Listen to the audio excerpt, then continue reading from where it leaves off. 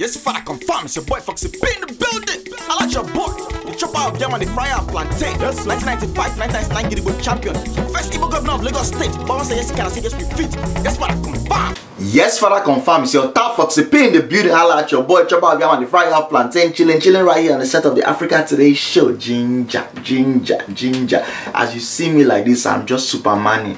I'm just enjoying life. I'm just so happy to be in front of you. I told you people don't have to worry about nothing. Foxy P is back. And what am I going to do? I'm going to give you the ginger because it's internal. Why so? Because people give me that love. Confirm. See the comments you guys are dropping. God dang. People are coming out and telling me that they've never left a comment before. But that last video they left comment.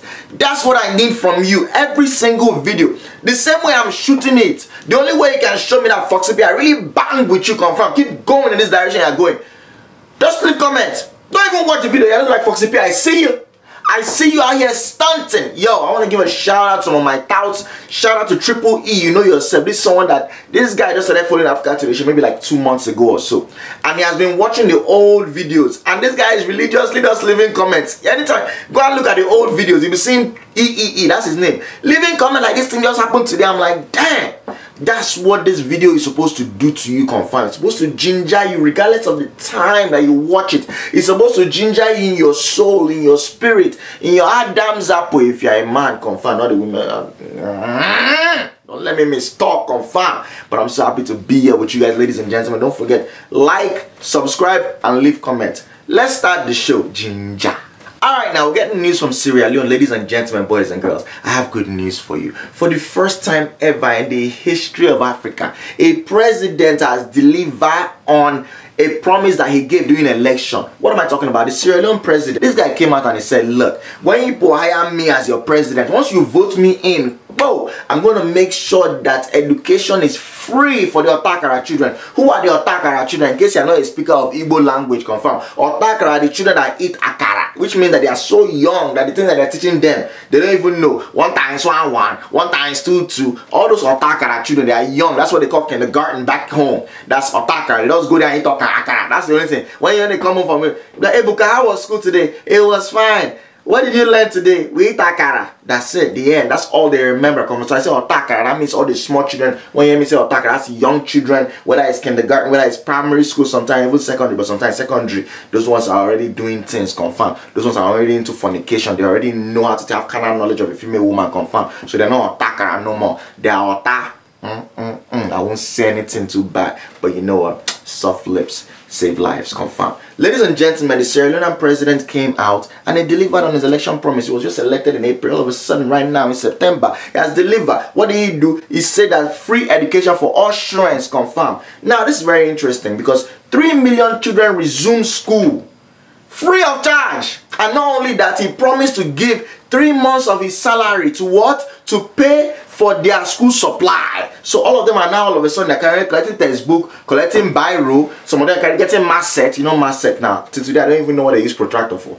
If anybody that's watching this thing, protractor and divider. Divider that's like this. What do they use that thing for? I still don't know. All those isosceles triangles that's inside, those are the first things to lose. Remember when you were in school, when you have to now be carving your name on it? I swear to God, Father Almighty, it wasn't my fault too. But the first day of JSS 1, confirm, they thief all my things that I had. I ended up going home with 16 different ruler, 14 angle, all those triangle things, like 6 protractor, 2 divider, and 4 compass. I had enough to build 6 different mass sets. Why? Because they look for my trouble and then thief my own thing first. As soon as they thief man, I say, that's how people want to be. I started moving things. Fast finger tricks, moving things, confirm. So this president has now delivered, ladies and gentlemen. He delivered on a campaign promise. And what did the haters say? The haters came out and they pointed out the fact that 30% of children that showed up on the first day of school could not be admitted into the school. Why were they not being admitted into the school? Simply because they came out and said there was no space for those students. Ladies and gentlemen, now I call them haters because whenever you're trying to do something positive, there's always people that are going to point out and say,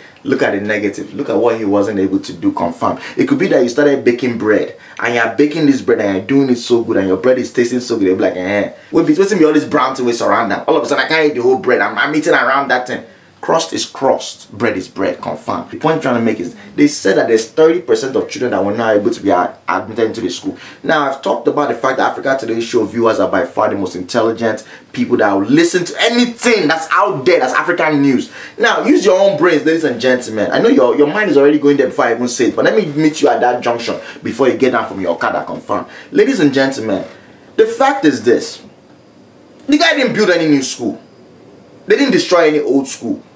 The children that went to school last year, they now came back to come and start a new session. And as soon as they showed up, all of a sudden now, 30% of them could not be admitted into the schools. Why? Because they are at capacity. If you think deep, you have to now be like, damn, could it be that if we have the same number of children that finished school last year and came this year, would they now say, oh, there's capacity issue? No, you won't hear that.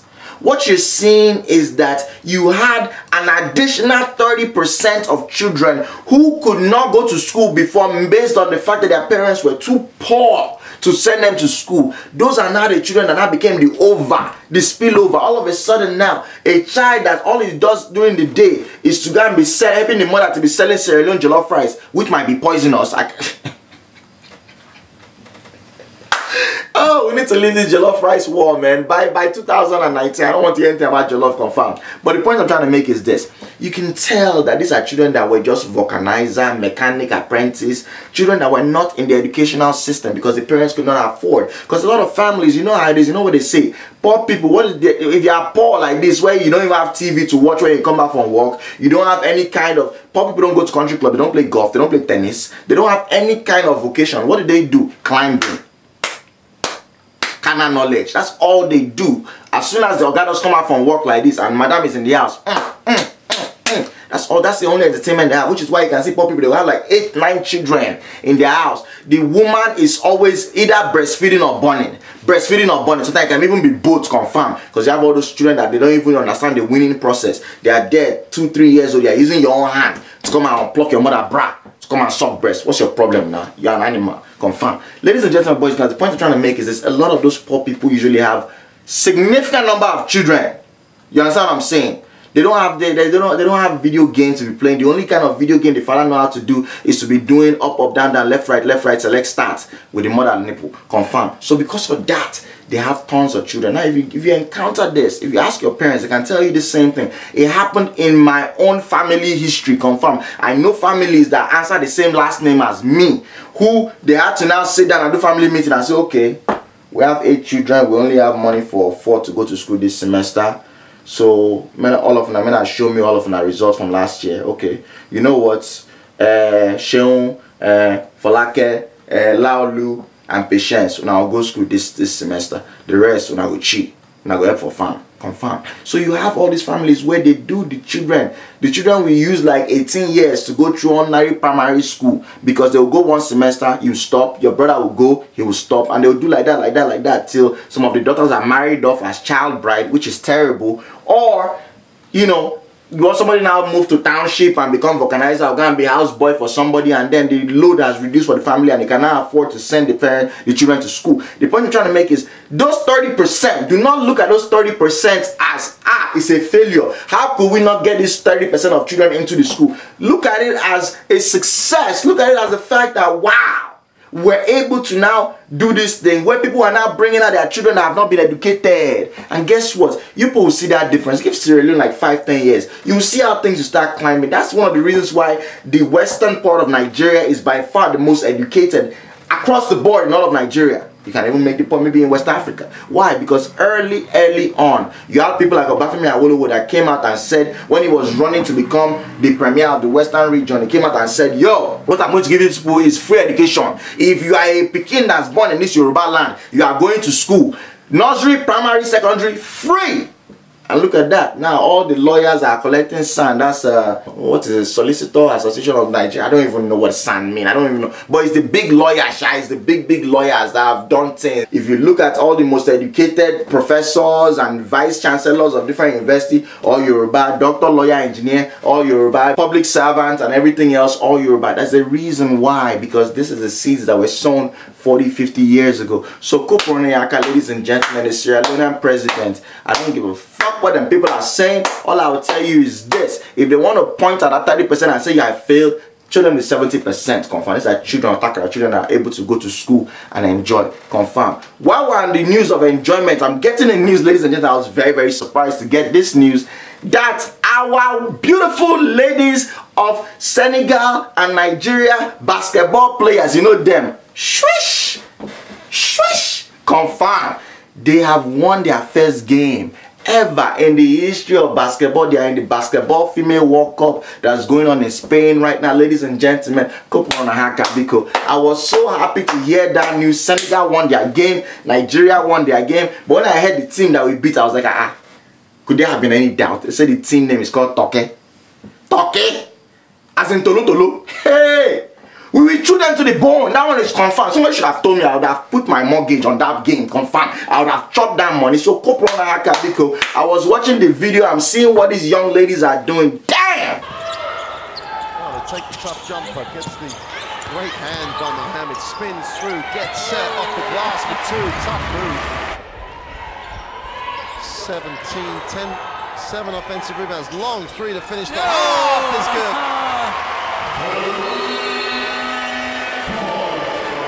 good. Wait, who's coming up with that? Carrar's coming up with that. She's got a 2-on-1 break. Oh, get out of here! And saves the possession. I think they've done enough. I think they've got a huge win here, Nigeria. All that matters is Nigeria get a 74 to 68 win over Turkey. That's a huge win. Amazing thing. It's very, very important for us to see our young ones doing good things and encourage them, because you don't even know. There might be a young baby that's living right there in Ijebu. There can be a young baby that's living there in Enugu, and she's looking at them like, damn.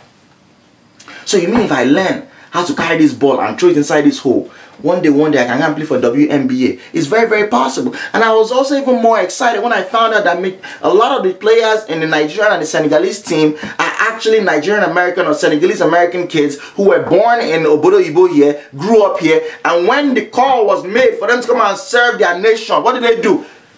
Yes, sir! They went there and answered, confirmed. It was so beautiful. I'm hearing that some of the young ladies play for Kentucky. Ha! You see why they beat Turkey? Kentucky gets beating Turkey. Ha! Wonderful movement, wonderful motion. And then the Nigerian girls now went ahead. They went ahead and they did what? They beat Greece, confirmed, which is absolutely amazing. And now they qualified for quarterfinal for the first time in our history, doing things that we could not even do in the Men's World Cup. And Mikel, come and see your mate, oh. They are doing it real heavy, real big. They're about to play against US, and we will try. We will try. You understand what I'm saying? This is the time you're not going to bring out the juju. As you see me like this, I'm going there as a babalawo. Yes, I'm going there as a medicine man. Oh boy, if you want, Mazi, you can make a Jojo Payos. P.A. Anyapozen. Or call me Jojo for short. When you say ni make up with the millimeter, the sal malo for the qualo fever. Or fever on one guinea. One, I said, I heard the nose of one. Ha! Before you know what's happened, 3-pointer, 3-pointer, 3-pointer. What are you talking about now? When you're not gonna do the more you look, the less you see, the more you look, the less you see. Nigeria's basketball net will just disappear. The US will be like, where are we going to score? Somebody now whisper, score in your own. Before you know what's happening, that's how the US play this. We're gonna be scoring for us, confirm. It can happen. It has happened before. If I've not heard the story of when Nigeria played against India, soccer. You have not heard this story. This thing happened like 1947, 1948, confirm. I was there, confirm. That match was so tight because the India people, they use juju. So every time we're coming with ball like this, the goalkeeper will turn into tiger. So we cannot score.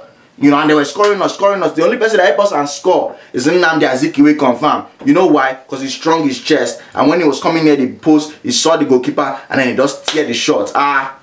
These are the people that were playing with Thunder Balogun now. Thunder Balogun will tear shot, will tear person belly, confirm. Ladies, yo, how the fuck?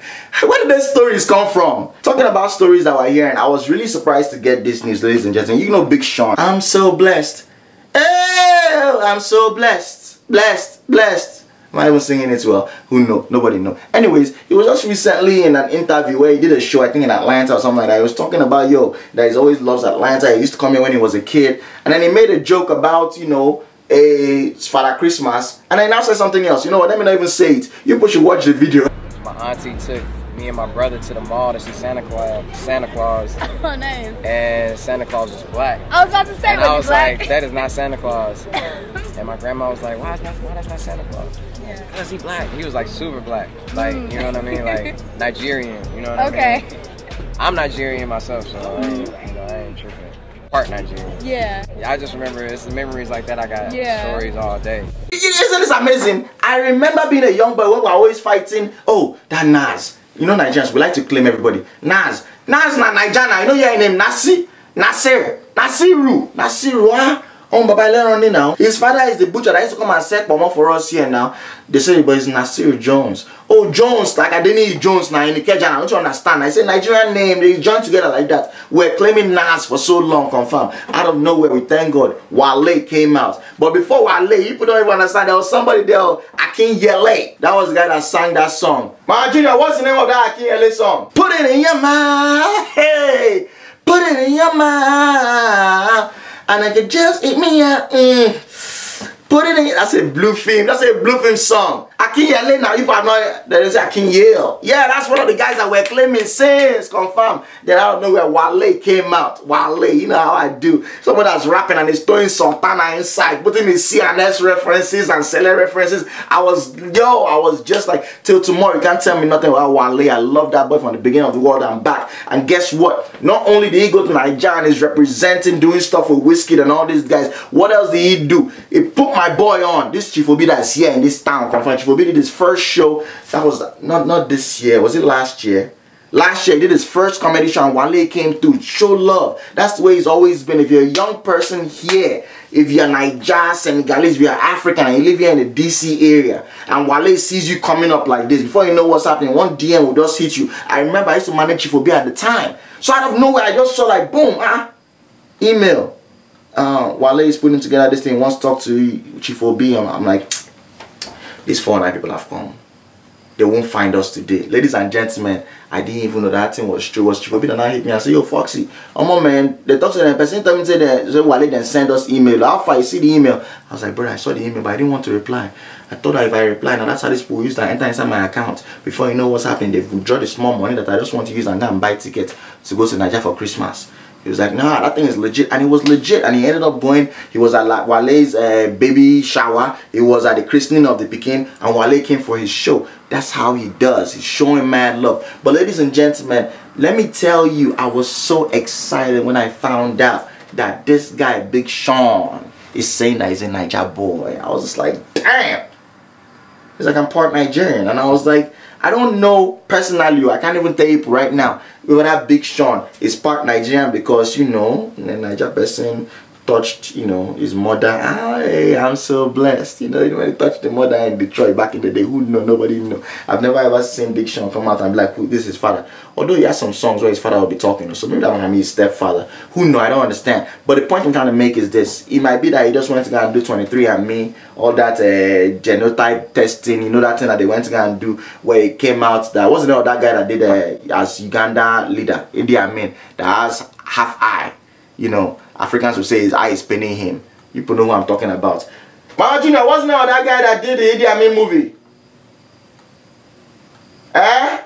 She don't even know. Every day all she watches is Iroko TV. How can she be finding out what's happening in the real world? Confirmed. But anyways, Forrest Whitaker, yeah, that guy's eye is paining him. Confirmed. They found out the guy is Nigerian and then Donald Glover. The real Danny Glover, the papa of the Danny Glover, confirmed. Not Donald Glover, Childish Gambino, who I love and who I support. Atlanta, one of the best shows out there on TV, confirmed. So ladies and gentlemen, amazing things are happening and I was like, dang, that's kind of cool. And I find it very interesting. It's almost like the mid-2000s. Remember when all of a sudden, different people who were Jamo, all of a sudden they started coming out and claiming it. When I remember back in the day, Busta Rhymes came out and started blowing patois. Wah, wah. I was like, dang, where you learn this one? They say he's a New York boy that he learned Jamaican talking. He's like, no, I'm a Jamo. My father, my mother is Jamo. I'm like, wow. That's pretty dope. Why? Because Sean Paul and all them people, the second generation, you know, the first generation of people that gave them from Jamaica, also the Shabba Ranks and all those ones, they give them watch me now. Hey, all those Nigerian, and to come and give me cake party. Ling. Thing. It's later on when we're grown up, we now find out what they're talking about. Booyaka. You be just like, ah, damn, what's going on with you? Later on when we grow up in life, we now know that everything from beginning to end is fuckery. That's all they were talking about. But as children will be singing, watch me now. Ling. Sing.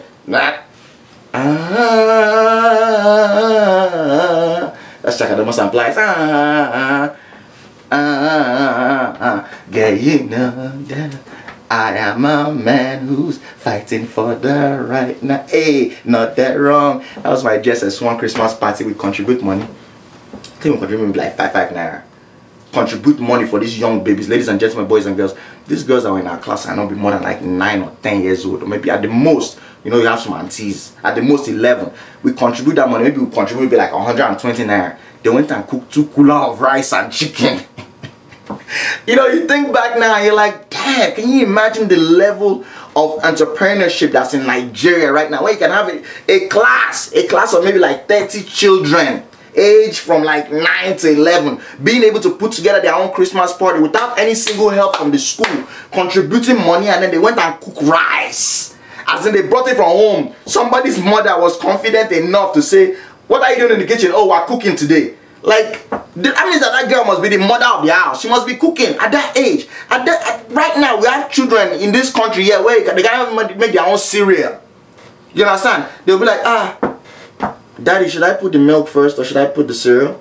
Which one goes in first? They don't even know. And at the age of 9, these ladies were cooking food for the whole class. And no one single person died. Now only one person belly run, and that's my boy Ogadima. We go shoot for back of our class, confirm. But outside of that, every single person ate that food and were happy. They bring Fanta. You know, some people will say that they pay half money, they got to share drink. So when they bring that Fanta and go sports, you go drink half, the other guy will drink half. Imagine all that backwash. You drink it. And why is it that we as Nigerians, when we're drinking all those mineral, all those soda, why is it that we never open our mouths? It's always like, it will not be coming with bubble. Why? Why can't you just open your mouth and drink the soda? I don't understand that. But anyways, let me not get stuck on that, ladies and gentlemen. I have a little bit of sad news for you.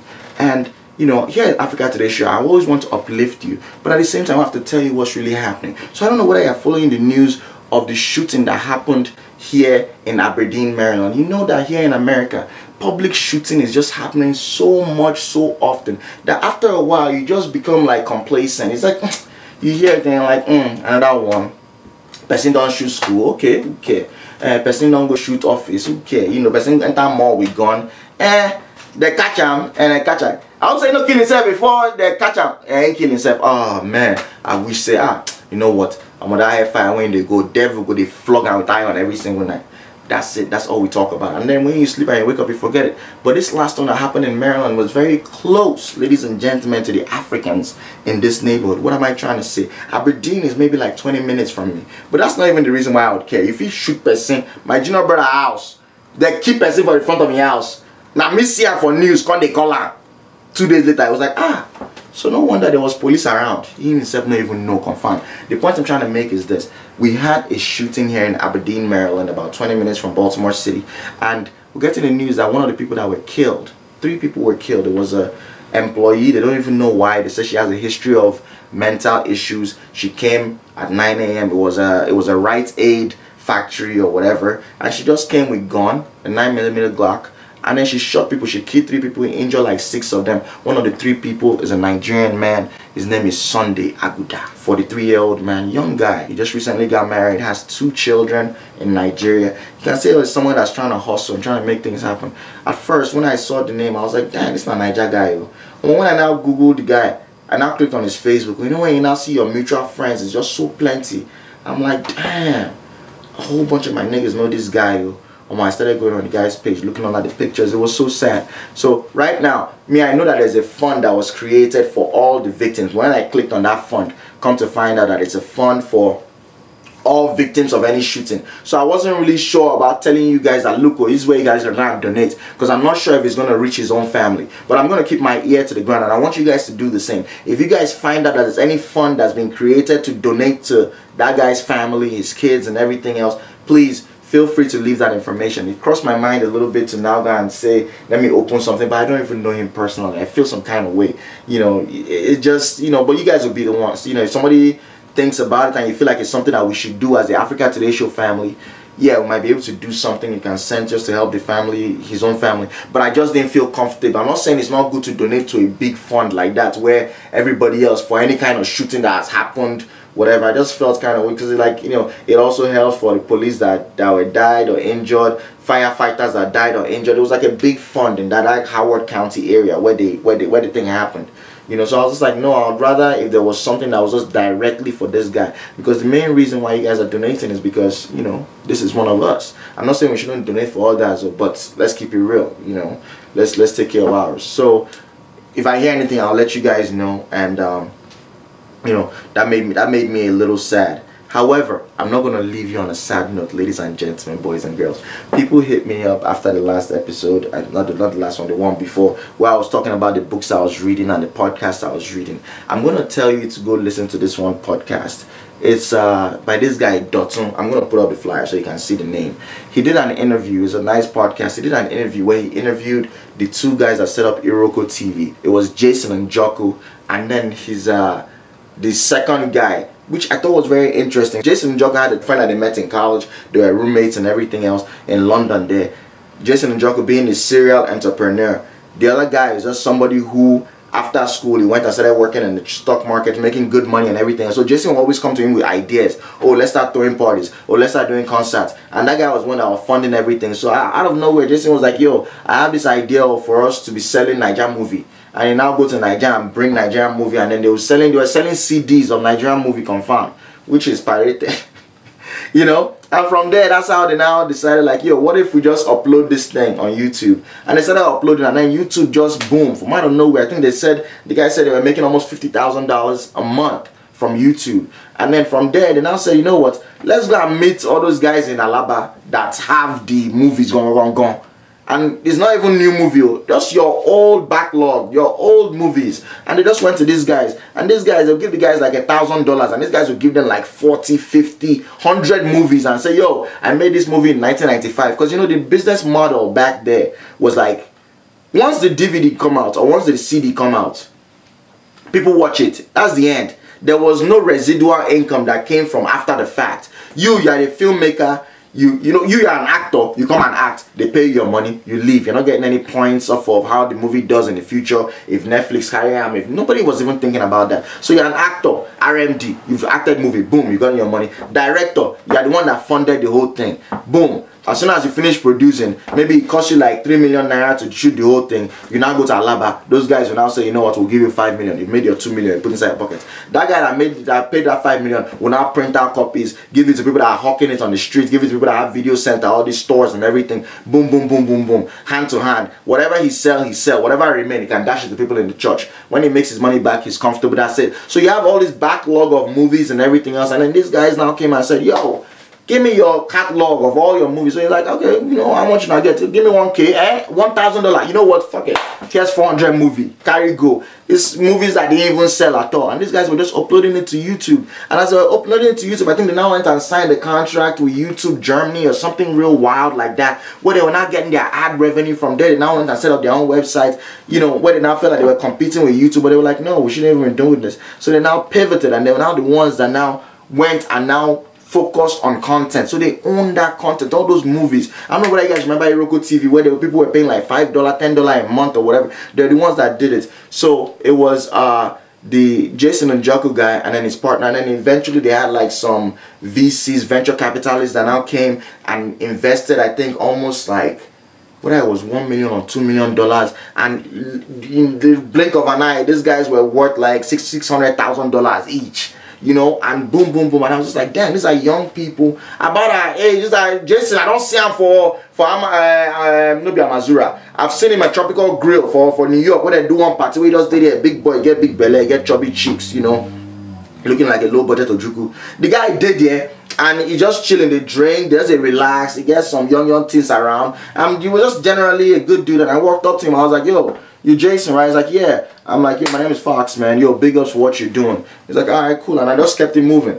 And the guy was just like, oh, look at that guy. People got the point, oh, nah, he may know me, he may not know me, he may not even remember this moment, confirmed. Should Drake said it. He said, you know, Lil Wayne may not remember this story, but he walked past me in the hallway in the studio. 3 months later, I was his artist. I saw this life, they be confirmed. Whenever I see people that have done great things, I rarely take, that's why my Instagram, you can rarely see me take picture unless a person who I feel so comfortable with. But most times if I see you, instead of me just being like, ah bros, I'm not taking picture with you, what am I taking picture for? I'd rather chill with you, maybe follow me word, maybe give me some kind tips, make I check your hand, you know, should be the talking for Bible. Just by touching the hem of his garment.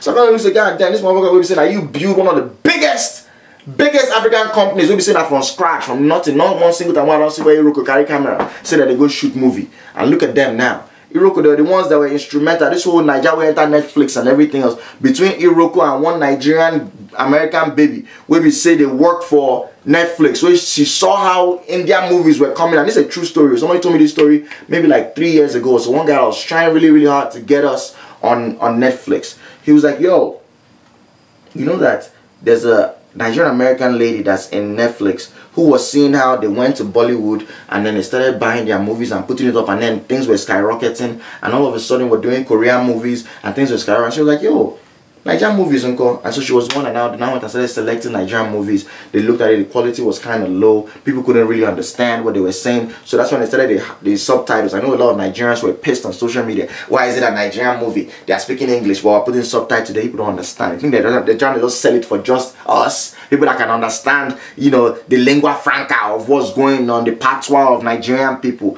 No, they're trying to do so it's worldwide acceptable. This was before Netflix even entered Africa, confirmed. They were trying to do it, and then what did they now do that they now hammered on? They now went and started giving Nigerian people money to go and do movie, confirm. That's why you now have Wedding Party and all these other movies, confirm. Ladies and gentlemen, you have to go and listen to those 2 podcasts. You know, I really enjoyed it. And anything that inspires me, I have to let you guys know so it inspires you. As we talk whenever we end this show. Anything we know die in a vote, and remember, the ginger is always in town. My name is Foxy P. Ginger.